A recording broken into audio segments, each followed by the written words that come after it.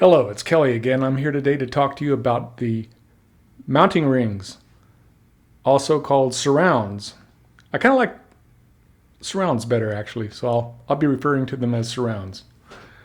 And how I made these is pretty cool. You're going to like it. This guitar is very influenced by the aesthetics of the Gibson Les Paul. This is evident in my pickup surrounds. For the tops of the pickups to be parallel with the strings, the surrounds need to be angled. But I didn't want to use stock Gibson surrounds. I had my own shape in mind. So I came up with a set of routing templates that would all index to each other with alignment pins. For this I used drill bits, set in fiduciary holes in the outer corners. I would need 3 templates. The master template would be for routing the openings for the pickups to peek through the single sheet of cream plastic. This is what is visible in the finished guitar. It's the outlines of the pickups. The undercavities template is for routing to accommodate the entirety of the pickup that is not visible. This is made of 3 sheets of cream plastic fused together with acetone.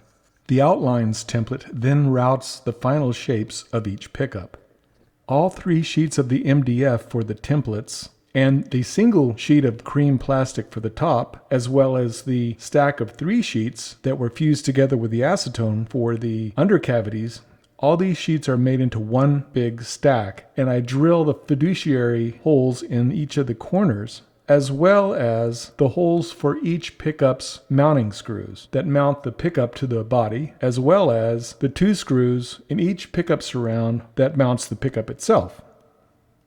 Then the single sheet of cream plastic for the top is stuck to its template, and the 3-sheet billet for the undercavities section is stuck to its template.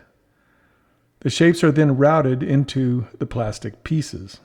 Next, it's time to fuse the top sheet with the pickup openings to the 3-sheet undercavities billet to make one 4-sheet billet with all the routing that accommodates the pickups complete. I built a jig that allowed for the billet to sit in an angle partly below the surface plane. Everything above that plane would be removed. What remained would be below that plane and be at an angle.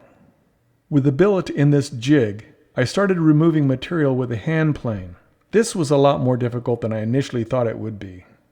It turned out that this is not the kind of plastic that fuses together well with acetone.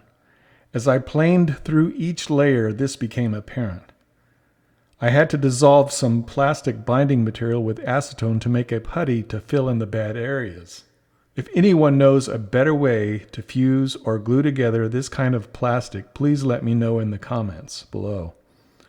I'll need to come up with a better method of removing the unnecessary plastic than using a hand plane. Perhaps using a bandsaw and then a sander. And using the master template, I was able to drill holes in the guitar body top for the pickup mounting holes.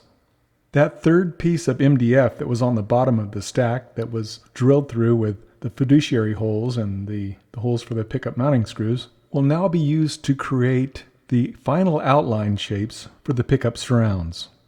The next step is to attach each of these templates to our 4-layer thick billet of cream plastic and route out the shapes of each of these surrounds.